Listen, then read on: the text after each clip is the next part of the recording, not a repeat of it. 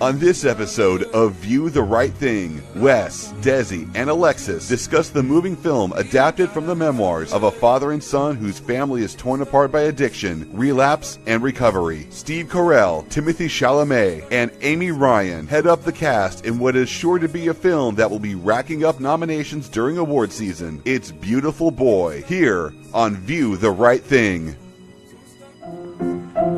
Let's all go to the lobby. Let's all go to the lobby. Let's all go to the lobby to get ourselves a treat. Hey, welcome back to another episode of View the Right Thing. I'm here with two lovely ladies. Say hi, ladies. Hi, ladies. All right, nice. So I've got Desiree and I've got Alexis. Alexis, who are you? I am Alexis. We figured we've gotten to the bottom of it. Yes, that's all you need to know. I am an actor and a seamstress and a singer, and I do all the things. You have your own podcast? I do have my own podcast. It's called I'm Not Weird, You're Weird. It's like the best name. It's way better than View the Right Thing. I just came up with it randomly. Yeah. Oh man, we spent weeks trying to figure out our podcast name. We went through iteration after iteration, and Steve to this day still calls it the wrong thing. So, well, for the first year, it was like kind of a thing for you to be like, "Welcome to," and then Steve would just say immediately say the wrong name. We almost went with Indiana Jaws for our podcast name. And so Steve likes to say Indiana Jaws a lot, but he's kind of gotten off that train for a while. Nice. So I'm glad. Cool. Yeah. When my podcast mate and I, we were born for talking. podcasting. Born for podcasting. We were like, yeah, we should do a podcast together. And when we figured out what it was going to be about, I was like, what about I'm Not Weird, You're Weird? So what is it about? Oh, it's about obsessions. Okay. And Like paper eating and... Paper eating, OCD, extraction videos, ASMR. So you have a couple episodes already out, right? What are they about? So the first one, we actually touched on our personal obsessions. So I have a thing with extraction videos.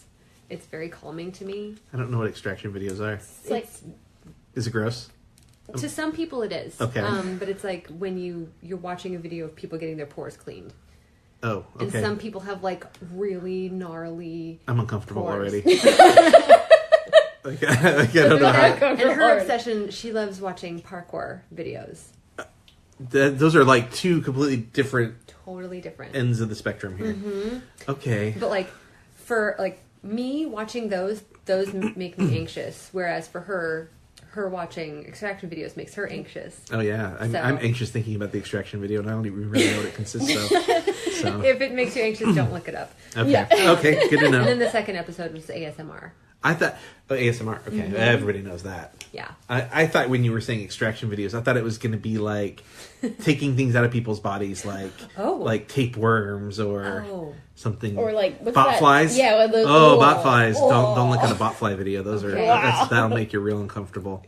I don't even know what that means. It's like a larva that burrows in your skin. Yeah. Yeah. Exactly. And they're really big and gross. No, that like there's an M word that I just can't say, but that's like the beginning of flies. Oh yeah. I can't say that M word because it freaks me out. Yeah. Anyway. Well, so we've gotten off to a really, really strange start. You know what? Something I don't ever do on this podcast anymore because I just figure this is like our 4th season, so I figure people already know. But we probably have new listeners, so I probably should say again what we do. Yeah. So we watch movies and then we talk about movies. The end. Yay. So normally we like to tell people ahead of time what movie is we're going to discuss. And then that way they have an opportunity to see it before the episode comes out. Because we're right at the beginning of a season, we haven't had an opportunity to do much of that. We just did Bohemian Rhapsody and First Man. Mini episodes. Shorter episodes. And then now we have our first full episode of the season is with Alexis. So cool. That's exciting. Steve and I... in a few weeks, we'll have 1941, Steven Spielberg's 1941 with John Belushi and Dan Aykroyd. That'll come out. Sorry, I got a little something in my throat. Can you cough drop? I blame Alexis. Why are you blaming me? I've been sick all week. Why are you blaming Alexis? Because she choked on her water earlier, and it's like sympathy. Like a subconscious thing. Sympathy jokes. Yeah. No. So, since you're new, the first question is, have you seen anything in the theater recently that you would want to share? I saw Bohemian Rhapsody. What did you think about Bohemian Rhapsody? I loved it so hard. Why? Gosh, well, I didn't really know a lot about Freddie Mercury's life. I didn't know that he was originally named Farouk.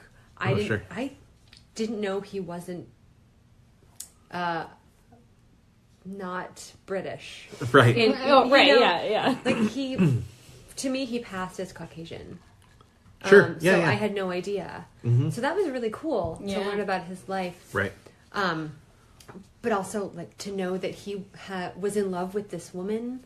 Like, I'd always known, Freddie Mercury died of AIDS. So that just automatically means he's gay. Right. I mean, not right, but right. I understand But, what you're saying. right. The assumption that you make, Yeah. So I thought that was really beautiful that he had this woman that was his soulmate. Yeah. And that they were friends forever. I thought that was really lovely. And also, I have a lot of gay friends. And the whole AIDS epidemic, and I know people that are HIV positive. And it was just, it made me kind of sad that that's what people had to go through. Right. And even, I don't know, it was very emotional for me, being able to, I don't know, I guess see it talked about in a different way. Yeah. Yeah. Well, I think it's interesting too, like having grown up in the 80s and the 90s, what it was like for us, like health class and hearing about the epidemic. And then nowadays, I feel like it's kind of invisible, right? Like, because you can live, you can still live. Like, then it was kind of a death sentence, right? Yeah. Now you can live if you're HIV positive. So, I wonder sort of about young people that maybe were born in the 90s, seeing this movie, and like, I wonder if they're surprised by what happens in it or not. Oh yeah. Like when I was little, when I was 3, we went to New York. To visit my aunt, and I wanted to kiss all of the cab drivers because I thought it was so nice that they were driving us around. I didn't know, but I guess at that time they didn't know how it could be contracted, and so my mom was terrified. Oh, sure. yeah. There was a She lot of didn't- like misinformation. Yeah. Yeah. It's like, oh, can it be contracted by kissing someone? And so she was like, don't touch anybody we don't know. Also, small child, stop kissing random strangers. Maybe that's another concern. I'm assuming you were a small child. I don't know. Maybe you were a teenager. I don't know. No. I was very little. I just loved everybody, so I No, wanted that's to. all right. You still love people. So you like the movie. We both really enjoyed the movie as well. There's users can go back and listen to our previous episode, Mini-episode, the mini episode, and hear our thoughts on that. But yeah, I really liked the movie. I thought Rami Malek was incredible. So great. Yeah. And did you catch Jurassic Park references in it? No. I feel like there was at least 2. Yeah. Well, now we're not in the spoiler show. The mini episodes are spoiler friendly. With this one's not as spoiler friendly, so I don't really want to give away. But I caught. We'll tell you later. I caught what I think are 2 Jurassic Park references, because you know that the kid from Jurassic Park is in the movie, right? The bass player that they get after the fact is the little boy from Jurassic Park. What? Tim, the human piece of toast. What? No, Yeah. I had not even realized that. Yeah. I mean, he doesn't look the wild. same. He doesn't have the goggles anymore, and Yeah. He doesn't have goggles anymore? he doesn't have like a Those are little... not a permanent part of his head? He looked familiar, but I couldn't really I didn't know why he looked familiar. That's probably why. He was That's a kid, wild. yeah. I mean, Vegisaurus. I did like the Wayne's World. The Wayne's World nod. Yes, Yep. yeah. It was one of my favorite moments of the Yes. movie. Yeah. That was pretty good. Des, how about you? Have you, I mean, you've basically been doing these podcasts with me the last, anything that you haven't been in a podcast about recently that you've seen? I mean, I know we've been watching stuff here at the house. I'm trying to think what. We went and saw Nutcracker. We did see that. We didn't do it. We decided not to do a podcast on that one. It was fine. That's kind of how I felt. It was okay. Yeah. There's a moment where where Sugar Plum eats part of her cotton candy hair, which I think spoiler! is hilariously Huge funny. spoiler! Huge spoiler. Massive spoiler. It's just really funny to me. It's a clever moment. I'd like to say, since we did bring it up, that I don't feel like it's worth a $10 ticket. No, it's like I said, it's okay. But yeah, I mean, I guess if you were by yourself, maybe it's worth $10. But if you were taking your kids and your family, like if there's 3 or 4 people, that's $30 or $40 or more, depending on how you see it. I'd if you see it in almost 3D, it's more. If you see it in Dolby, it's more. If you see it in IMAX, it's more. Yeah, I'd almost say like if they do like one of those Fathom events of the actual Nutcracker, see that instead. Oh yeah, absolutely. I agree. Actually, I think the ballet is more what you're wanting out of it. Like you just didn't really get what we know and love of the Nutcracker in this film. Yeah, there's the music is there a little bit, but I would say the majority of the movie does not have the music from the Nutcracker. And there's dancing at the beginning that's not ballet. There's like, they go to a ball or a big party, and so there's people are dancing at the ball or whatever. Yeah. And then there's one ballet sequence in the middle of the movie, and then after that, there's no. But dancing. One of the characters keeps talking during it, which is really distracting that's true. to me. That's true. It's super weird. Yeah. Yeah, it was. I think it was disappointing. Yeah. But. What else have we seen? Halloween we saw. We did that was see last Halloween. month. I mean, we've seen a bunch of stuff. We don't have to go over a bunch of things. No, I'm just trying to think. I know we've watched stuff at the house recently. Yeah, but we don't need to talk so much about the house stuff. Well, we watched. You really want to get something out? Dead Air. The Strangers one. Three Identical Strangers. Identical Strangers. Documentary Three Identical Strangers. Really interesting. Excellent. And then you didn't know anything about that. I didn't know anything about it. Yeah, it was a good one. Yeah. I won't spoil it, but it's very good. Yeah. I almost don't even want to really talk about the premise because I think the less you know about it, the better it is. So we can talk to you about it after. Yeah, in fact. please. Okay, so Excuse me. we all went and saw a movie today. We saw some trailers, and maybe you've seen some trailers prior to this. Maybe you saw some of Bohemian Rhapsody.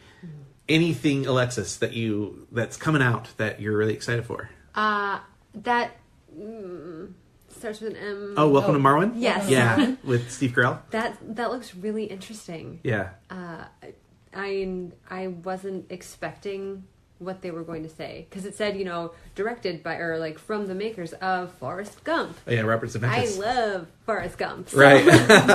like I saw that in the theater 3 times. Oh yeah, I saw it a couple times too. So Yeah. like that was 9 hours of my life. Sure. Dedicated to that movie. It's based on a documentary. There's a documentary about this. This is a true story, and the documentary is called Marwen Call, and it's about this guy, Steve Carell's character. Oh, I love that. Yeah. I'm really excited about that. I've been excited about that for a while. Yeah. I think that's the most that I'm When you're most excited about of the trailers that they showed. Yeah. We're gonna see A Private War. I don't know if I want to tease But we're too gonna much talk about the about it. podcast. Yeah. So yeah, we won't. Maybe just bigger picture. Like I'm excited for If Beale Street Could Talk. I'm extremely excited for Roma. I'm really excited for The Green Book. Yeah. The Green Book's coming out. really good. So bad. Widows is coming out really soon. I'm really excited about Steve McQueen's new movie with Viola Davis. I'll see her in anything. I'll follow Viola Davis to the ends of the earth. She's really strong about pay equity. Yeah. And I'm like, she should get paid more than her male co-stars, not the same. Yeah. But that's just me. I think she's like a truly special actress. She's magical. Yeah. I'm pretty excited about The Favorite. The Favorite. So I was trying to keep you from that trailer I know. so it'd be a surprise for you. I'd already kind of seen a little bit of it, and I knew it was going to be up your alley. I'm pretty excited about I that. turned and looked at her after the trailer tonight, and she just I was nodded like, her head. Yeah. You excited for The Favorite? Yes. Yeah. Very much so. That's good. Emma Stone and Rachel Weisz. Yeah. And what's her name? Olivia Colman. Olivia Colman. I love her so much. She's so good. Did you watch Broadchurch? Mm-hmm. Oh, I love her in Broadchurch. Broadchurch. Have you seen The Lobster? I didn't see The Lobster. So it's the same director. Oh, is it? It's the same director of The Lobster and Killing of a Sacred Deer. I've seen Killing of a Sacred Deer, but not The Lobster. Oh, that makes sense because Rachel Weisz was in The Lobster as well. Oh, okay. Yeah. Yeah. Yorgos Lanthimos, I think is his name, or something to that effect. Okay. It's got a really cool name, but yeah. So, yeah, the favorite. Anything else? My hands are antsy tonight. I'm just like tapping the table and cracking my knuckles. I don't know. I mean, I'm sure we saw something else, but those are the ones I'm most excited about. Yeah. Okay. All right. Well, that brings us to Beautiful Boy. Are you guys ready to dive into this one? Yeah. Let's dive. Okay. So, Beautiful Boy, Steve Carell, and Timothy Chalamet. I don't know how you say his name. Chalamet. I guess. Is that it? That's Yeah. okay. Yeah. Chalamet. And then who I loved in Call Me By Your Name. Oh my gosh. So good. Yeah. Made me such a huge fan of his. Amy Ryan and Maura Tierney, who I think is like a very underappreciated actress. She should be used way more than she is. Yeah. So it tells a story of Nick Sheff. It's a true story based on a book by Nick and his father. Can't remember his father's name now. David Sheff, thank you. And it's about Nick's struggle with addiction, being addicted to heroin and crystal meth and alcohol and yeah, I think he LSD he mentions at one point. Yeah, it was weird because it seems like it should have been a heavier film than I thought it was. Yeah. Maybe we can get into that a little bit, but what was your initial impressions? Like, did you enjoy the movie? Yeah, I thought it was very good. Excuse me. Remember, all three like. We're like, sorry, Beasters. No, I thought it was very good. I kind of went into it thinking I'm probably gonna like cry and like totally lose it, and I didn't. I mean, I definitely got a little like, choked up at the end. Yeah. But I don't know. Maybe it was that annoying girl with her cell phone distracting me Yeah, that kept me from getting too emotional. Well, I think it might have been my design, but what would you think, Alexis? I was definitely expecting to cry a lot more than I did. Yeah. I didn't actually tear up until the At end. the very end, yeah. When they were sitting, so it's a little bit of a spoiler. At the very end of the film, they're sitting next to each other in those chairs. Did they really say anything to each other? I don't think so. I thought that was a really prime moment for them to say everything. Yeah. Yeah. And I felt like there was like, that's kind of what we were missing was, and I think maybe by design, the movie is told in a like completely non-linear way. You're jumping all over the place in time. At the beginning of the movie starts and then it goes 1 year earlier, and then it goes to like when he's a kid, and then it comes back to maybe present or maybe 1 year earlier. It just kind of bounces all over the place. Yeah. You're never 100% sure exactly where you are. I suspect that maybe that was done specifically to not be cliche with a movie about drugs and addiction. Yeah. And to not provide a schmaltzy, over like melodramatic portrayal of what happened. I think one of the things that did work for me, at least, was that it felt very real. Now, I don't know much about addiction, but I know a little bit about the human condition, and the portrayals of the father and the son felt very real. More Turney in the movie, she has a moment where she tries to intercede and then quits, and feels, I think, sorrow and loss over that, and that felt very real to me. So while I feel like it could have driven home a lot of points and been like really, really powerful, it didn't necessarily. It doesn't necessarily bother me that they didn't, I guess is what I'm saying. Yeah. I don't know. There were aspects of it where, like, so we're doing spoiler alerts. Sure. I mean, we're trying not to get too spoilery, but it's okay because there's an aspect where I think the makeup department could have done more. Oh, okay. At the end. Oh, sure. Because he looked pretty normal. Yeah. For having gone so far off the deep end. Yeah. Like his hair looked great. I want his hair. Timothée Chalamet has some beautiful hair. Yeah, he does. But you know, when someone abuses drugs for a really, really long time, you'll get these like lesions on your skin, and they touched on it that one part with his lip. With his lip, yeah, I saw that too. Yeah, but it's still pretty minor. Well, and I did notice that they did show his arms were pretty.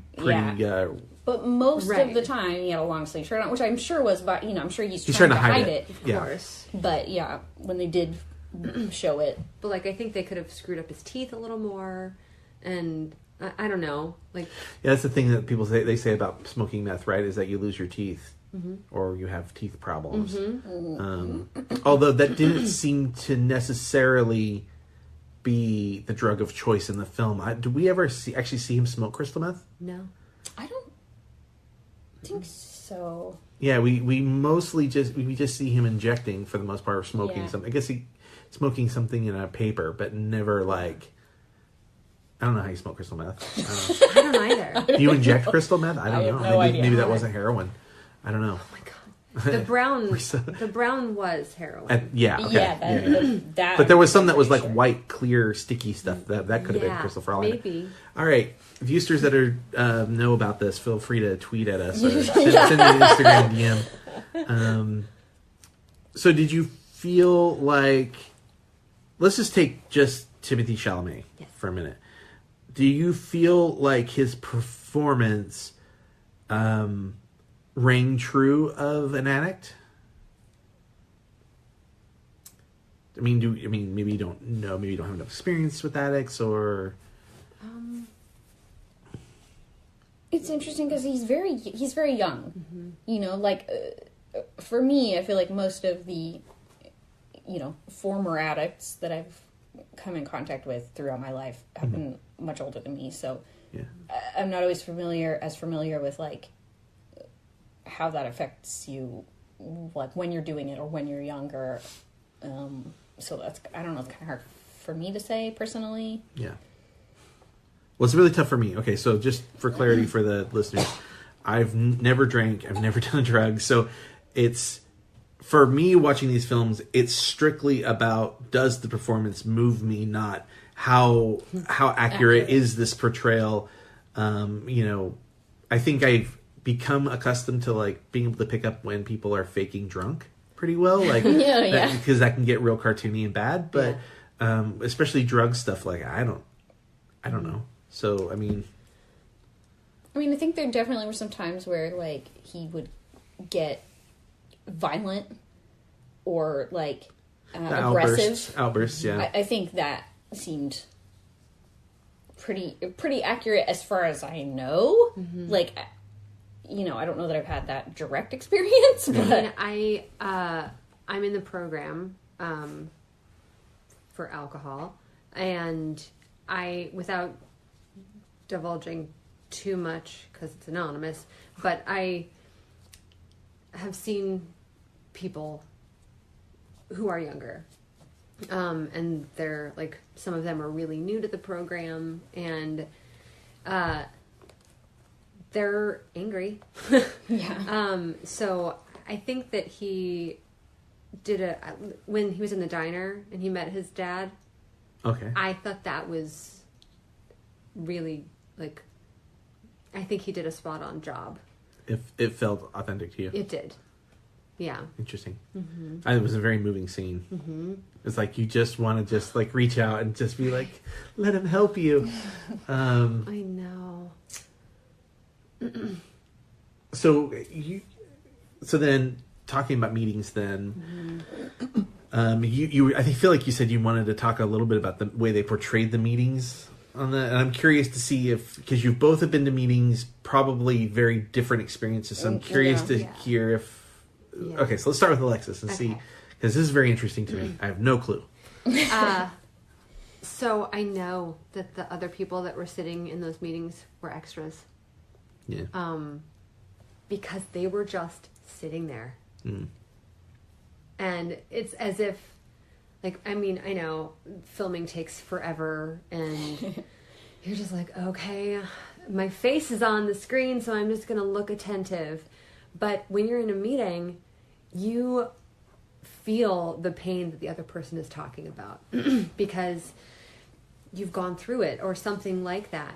And I wish that they had told the extras that, like, listen to the person, because they're all just like facing forward. I don't know. When I go to meetings, we look at the people that are talking. Yeah. Right. And like nod our heads like, yeah, totally. Sure. And it was probably the director's decision to, like, you know, they always have to stagger the seats so you can see the faces. And when that woman was sharing that heart-wrenching story, mm-hmm. I was stuck watching the people that had no reaction on their face. No. So that was a little hard for me. And when, what's Timothy's character's name? Nick, there we go. When Nick was sharing his story, it was fine. I don't know. It seemed like what they wanted you to, besides Nick, it seemed like they wanted you to really, like, see the mom and the sponsor. Like, that was sort of what that scene was about. Right. Yeah. Do you have any, like, feelings? Did you feel strongly about or did you kind of, are you so used to movie scenes? Movie AA meetings? Yeah, I don't know. I don't know. It's you know, my experience in meetings is very, very different from most people that I know. I have never gone to a meeting because I'm an addict. I've always gone to a meeting because I was with my mother, who was an addict. She, she got sober when I was like 3, a toddler, and I grew up going to meetings with her. So it's really weird because, like, in some aspects, a lot of the times, you know, we were kids and we were just running around, goofing off and, you know, playing and eating the sugar cubes from the coffee table and, like, you know, like, being kids. But, like, you know, as I got older, you know, I would sit with my mom and I would listen to the people talking in the meetings, and it was like, it had a very profound effect on me that my mom was always very open about it.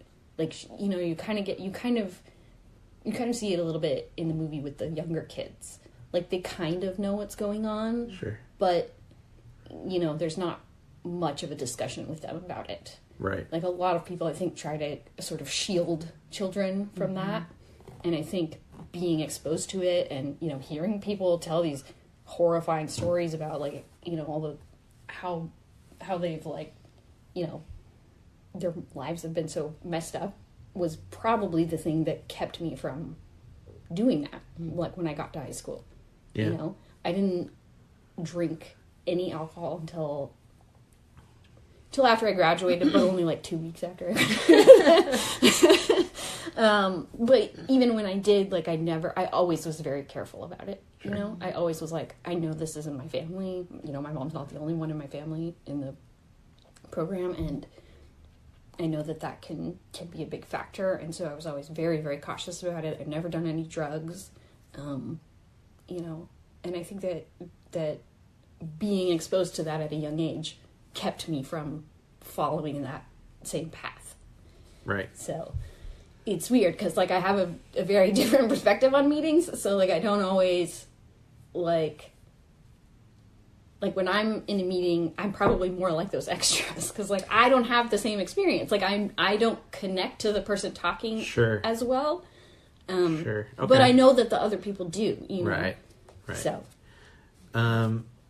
So before we move on to Steve Carell and the rest of the family, I want to talk a little bit about the relapse stuff.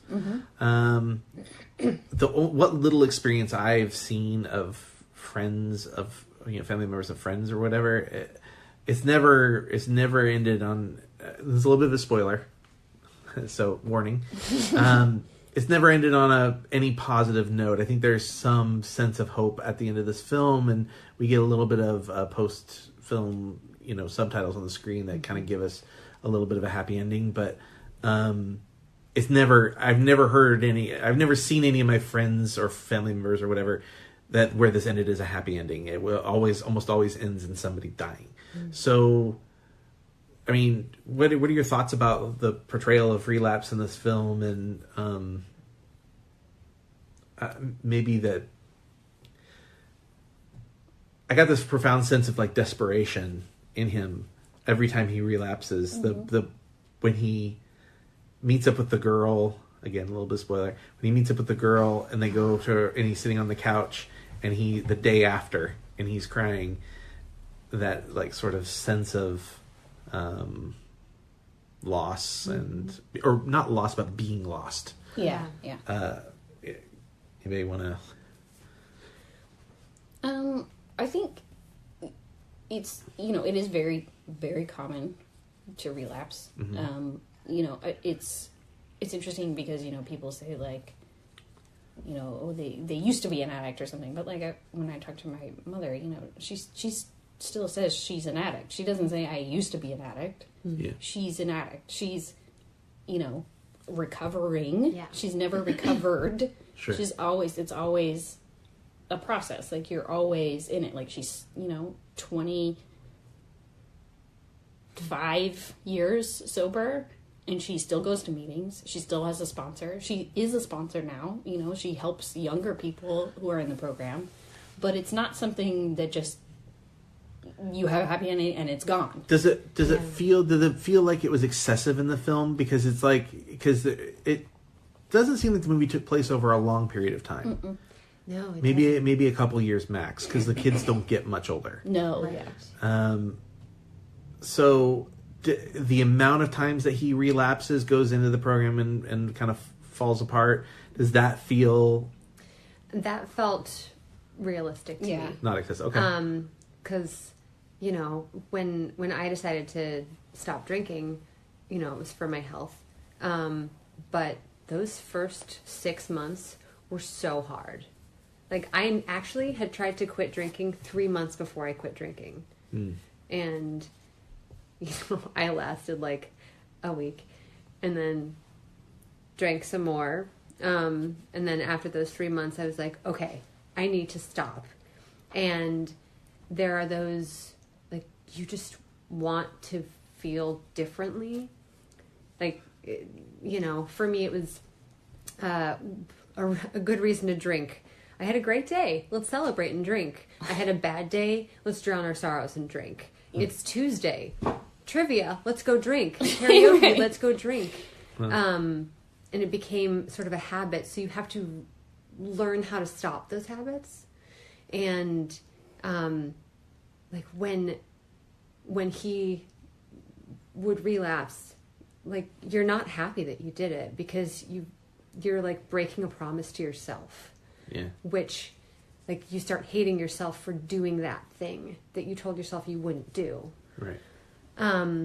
So not being flippant in any way, because it's not the same, but I get that way a little bit about like food, right? Absolutely, like, absolutely. Food like is an addiction I too. know I'm not supposed to eat, a Big Mac or whatever, and I do it anyways. And then you feel like shit afterwards. Sometimes, but that's the thing. But that's the thing is, like, sometimes I do them, and sometimes I don't know. I'm not sure they necessarily explored this. I always wonder if this is how other people see it too. But sometimes, once I've broken it, I'm like, well, I already broke it, so it doesn't matter now, right? Like, yeah, stopping won't fix that. So, yeah, no, I go through the same thing with sugar. Like, I mean, I have drastically reduced the amount of sugar I eat over the last several years, but even, like, the major thing that made me stop doing it as much was my health. Like, you know, I had to, you know, and you still want to do it. Mm-hmm. You know, like, I think that relapsing is very common, and I think that, you know, even I think it's happens more frequently at the beginning, but even 25 years in, you could still relapse. Sure. Absolutely. I know a woman who was sober for 15 years and then had an oops, and then the oops extended for 6 months. Yeah. Wow. But you know, you have to make that decision that you're like, no, I don't want to do this. I need to do this for myself.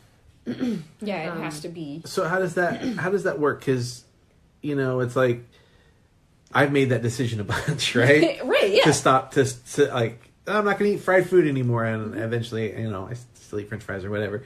So how does that work? Like, I've heard people say, well, you have to be the one who decides, and I think they explore that a little bit in the film.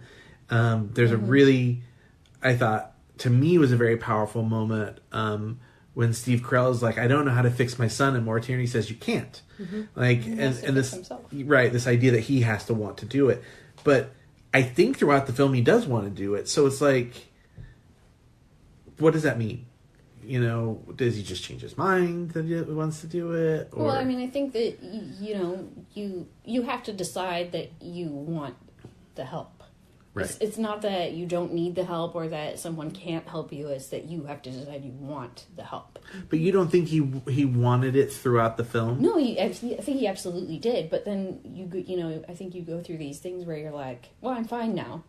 Oh. And then, Fair you enough. know, a little while later, you're like, well, maybe I'm not actually It's fine. like people who and are then- on like medication for schizophrenia, like, Yeah. oh, the medication's working, so I stopped taking it because I'm cured. And okay, I mean, understand I've that. been through that exact thing with my depression. I'm like, well, I feel great, so I don't need this medication anymore. Well, no, you feel great because you're on the medication. Because the medication's working. Because the medication is working. You're not cured. You're not, Totally.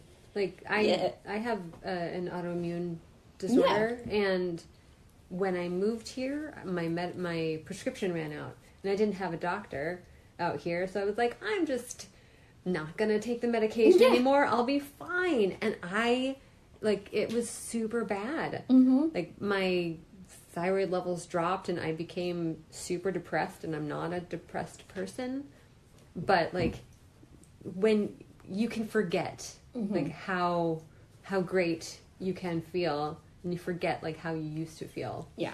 I mean, I think you also forget how bad you feel when it gets bad. You know, you're like, no, I'll be fine, and I can get through it. And you know, it's.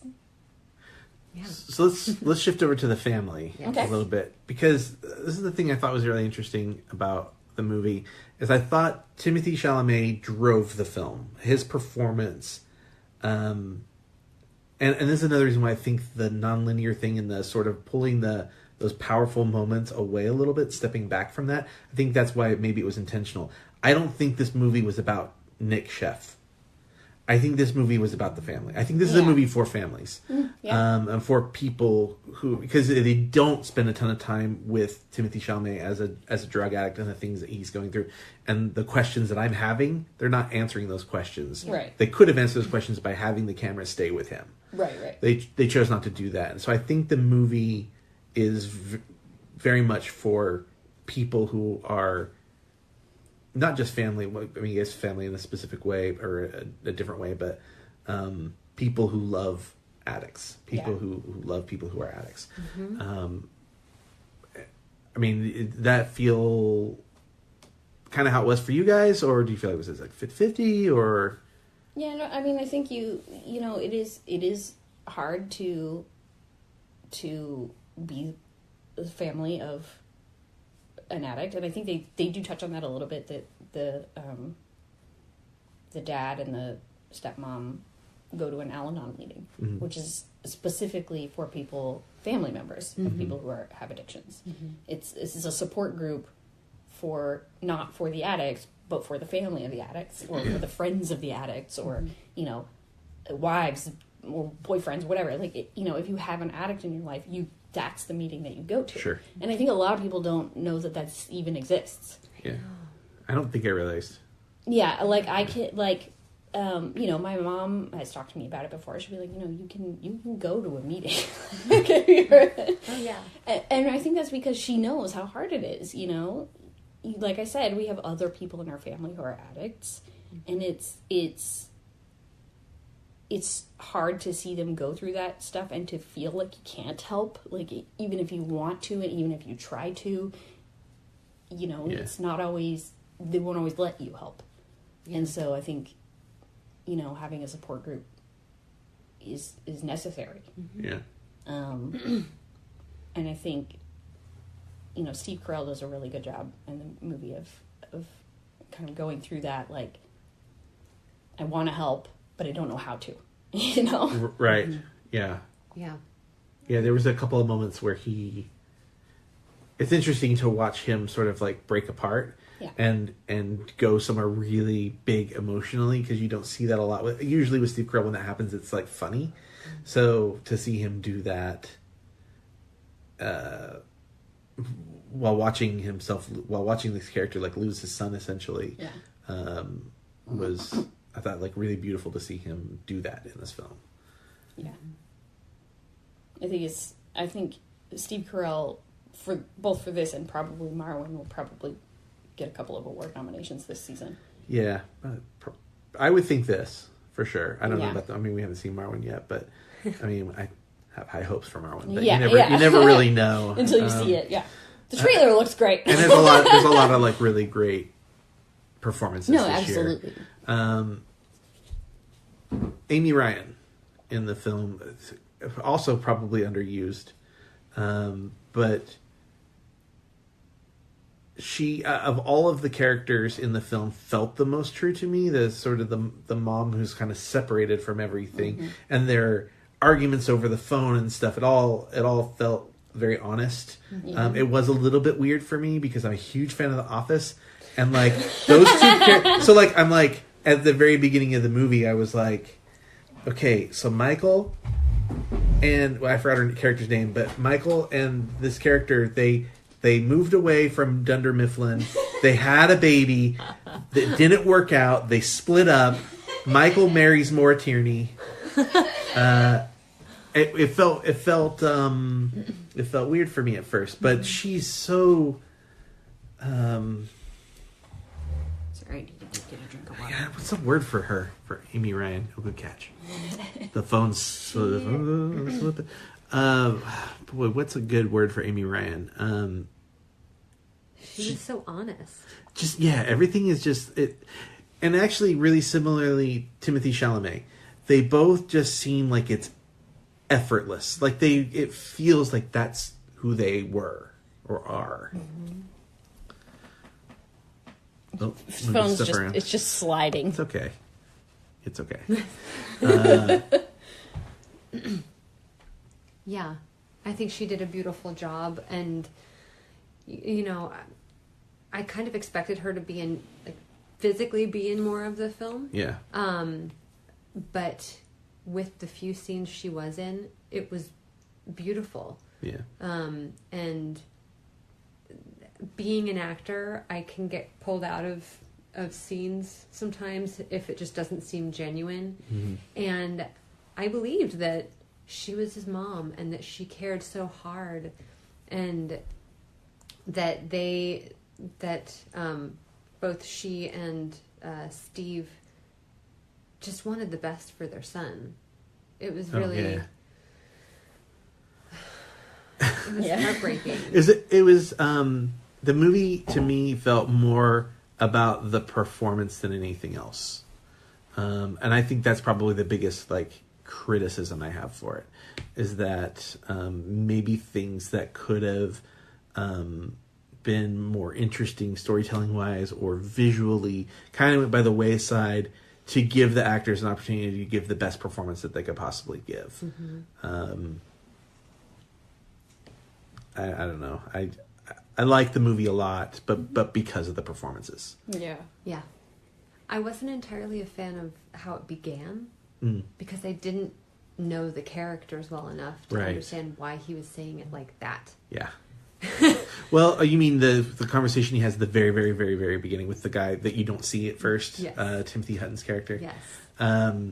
Yeah, but I will say, I thought they must know that because they played that scene out in its entirety later on. Yeah. Instead of just like cutting to it and going, oh, okay, we're back here, You and already then saw cutting this, somewhere yeah. else. Yeah, they let that scene play out, and you actually get to see Timothy Hutton now. Right. And I thought that was I think they knew that.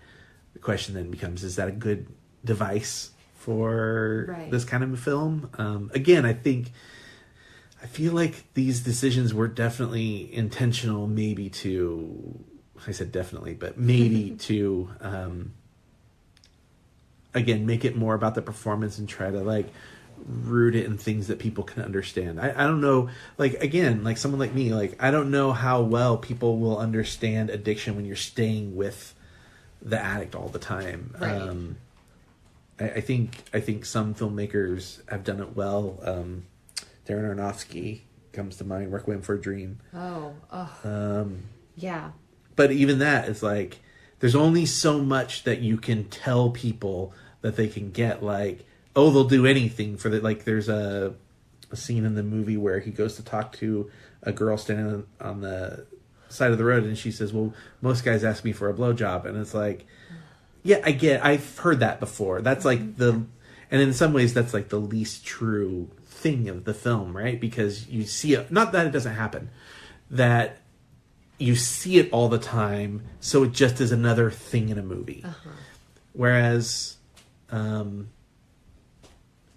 trying to console the kids maybe is not something you see, or you see more Tierney chasing him down in a van and then choosing to give up and let him go. Yeah. Like, that's not the kind of thing you see in these films, and that's, I think, what kind of made this movie very different from others. Right. There was a moment where I was worried that they were going to glorify drug addiction when Steve... Oh, yeah, you can talk about that. Yeah, it's a spoiler. Okay. Spoiler alert, Steve partakes in... I'm guessing... I think it was cocaine. Cocaine. Yeah. But his reaction to it made me think it might have been crystal meth. I don't know if you can snort it. I don't know. I think it was cocaine, and I think it was... Remember, the girl had told him that crystal meth was like cocaine times 5,000. Yeah. And so I think the idea was, well, what's the cocaine like? Okay, it's this times 5,000. And when it cut to later on, he had like clearly been up all night doing things. So I thought maybe it was cocaine. Like, papers were all over the place. He was laying on the floor. Music was on. I just assumed it was cocaine. I don't know. Yeah. Never done cocaine, so yeah. Yeah, I thought that was interesting that they kind of touched on a couple of things. I feel like with that scene, I wasn't 100% sure if because he kind of talks with Nick earlier in the film about, you know, himself experimenting with drugs when he was younger, you know. So I wasn't sure if he was trying to understand what his son was going through, or if he was having a relapse himself, you know? Yeah. Like, I'm not sure I picked up on an idea of a relapse thing, because and you know, I think that he definitely, it's interesting because, like I said, you know, addiction can definitely be hereditary. Sure. Sometimes I think circumstance can make it easier for you to start doing it. Yeah. But the addiction is always a possibility. Like it can be in your genes. I don't know that he ever was an addict. Yeah. So I wasn't 100% sure if it was like he was an addict and he's having a relapse. I feel like they would have. I feel like they would have talked about that if that. Like, was I the think case. it would have been more obvious. I think he was at a loss of how to connect with his son and how to find his son, and he was at, like, this is as, like, how far am I willing to take this? Yeah. And you know, am I willing to do everything that I can do in order to get him? And I think that was sort of like how far he could take it. And it was around then that his thinking and how he treated Nick changed. Yeah. So I don't know. Yeah. We're gonna have to wrap this up real quick. But I'm gonna do something that we don't. This is a heavier podcast episode than normal. Yeah. We usually stay more in the movie. Since it's your first time, we're usually more in the movie and more talking about the filmmaking aspects and trivia and stuff, which we're not really going to get into. But since we talked about something heavy, like there's probably somebody listening to this that's an addict. So what do they do? Well, I mean, I think this movie kind of takes place, I think, probably in the late 90s, early 2000s. Yes, I think it's probably fairly accurate for Nick Sheff's age, and Right. also he's in like middle school. He's listening to like Nirvana and stuff. Yeah. So, I feel like now it's a little bit easier to find resources online than it might have been then. I mean, like his dad, goes out of his way to like go meet with people to try to learn about it. Like he does find some stuff online, but I think it's easier now to find those, helpline numbers or Somebody want to where look one up real quick? absolutely like where a meeting Alexis is on it. So at least in that respect, I think it's hopefully a little bit easier to find who can help you. Yeah. But absolutely, Alexis is going to find one. We'll say it in the Yes. podcast. You can also tweet at us or DM us Absolutely. On Instagram, and we can give you the number there as well. And also, I'll throw it in the Instagram post as well. lean on the people who are close to you. Like, you don't be ashamed to reach out to your friends, family, anybody. Literally anyone. Absolutely. I found it. It's the SAMHSA's, the Substance Abuse and Mental Health Services National Helpline. It's 1-800-662-HELP. Huh. So 662-4357. Nice. Also, if you have a cell phone, there's an app that is called Meeting Guide, and it will show you every meeting in your area. Yeah. You can like plug in your address. Speaking of plugging, do you want to tell us your Twitter or Instagram or something so that way people can find you? My Instagram is LexiLou711, so it's LEXYLOU, and then the number is 711. Twitter, I'm Lecus, LECCUS. That's a nickname my mom gave me. Oh, okay.